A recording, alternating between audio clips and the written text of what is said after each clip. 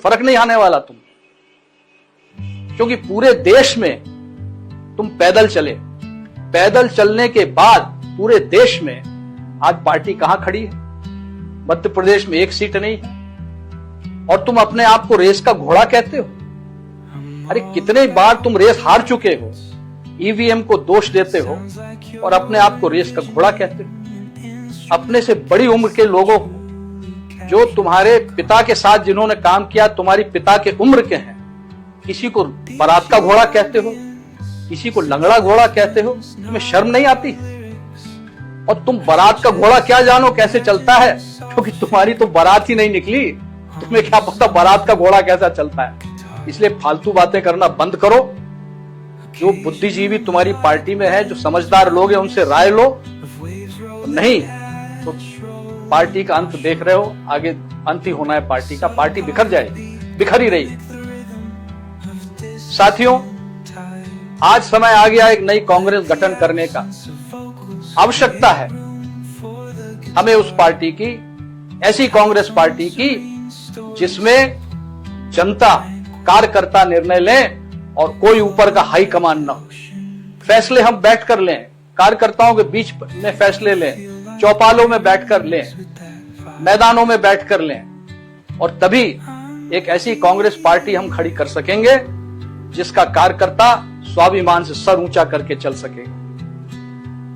जहां तक रहा पार्टी के विभाजन का सवाल, तो स्वयं इंदिरा जी ने पार्टी का विभाजन कराया था, कौन सी नई बात है? और तुम्हारे कार्यकाल में तो 3-3 बार विभाजन पहले हो चुका है। और अब समय आ गया है कि मध्य प्रदेश में भी एक ऐसी कांग्रेस का गठन हो और ऐसा संगठन बने जिसकी सोच कम से कम राष्ट्रीय सोच हो, और राष्ट्र हित को सर्वोपरि रखकर वो कांग्रेस पार्टी का काम करे। और यह होगा, अवश्य होगा।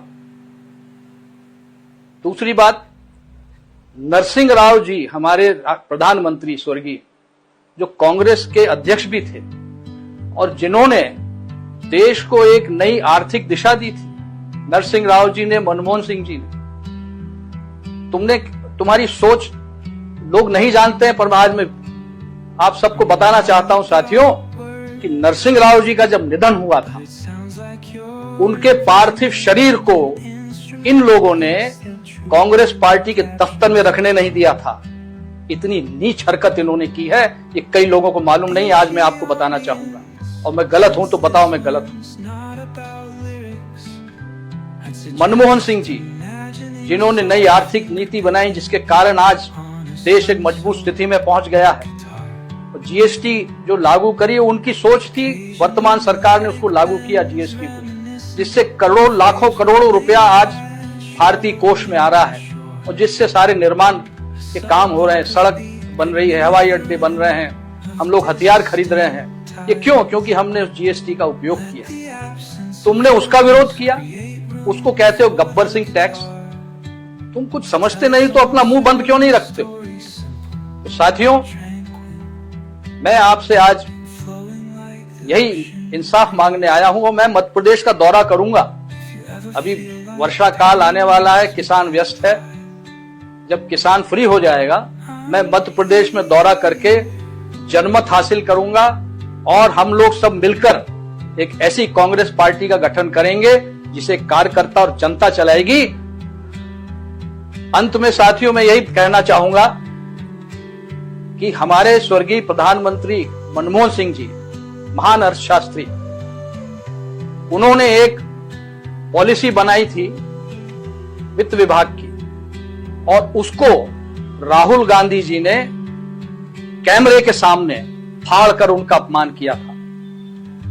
आज राहुल गांधी, ये देख लो, ये मेरे निष्कासन का नोटिस जो मुझे दिया गया है, ठीक उसी तरह कैमरे के सामने फाड़ रहा हूं जिस तरह तुमने मनमोहन सिंह जी का पत्र फाड़ा था। और एक बात और सुन लो, मैं कांग्रेसी था, कांग्रेसी हूं और कांग्रेसी रहूंगा।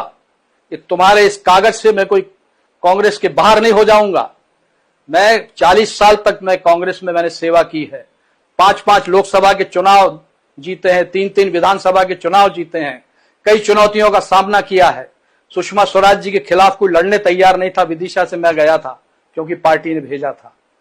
तो सुन लो ये, और हमारे साथी जो देख रहे हैं, साथियों अब समय नहीं है कि इनके आगे झुको, इनकी चमचागिरी करो। अरे पार्टी आपसे चलती है और पार्टी आप ही चलाओगे, और इनकी समझ में नहीं आता तो छोड़िए इनको। हम लोग मिलकर एक नई कांग्रेस खड़ी करेंगे।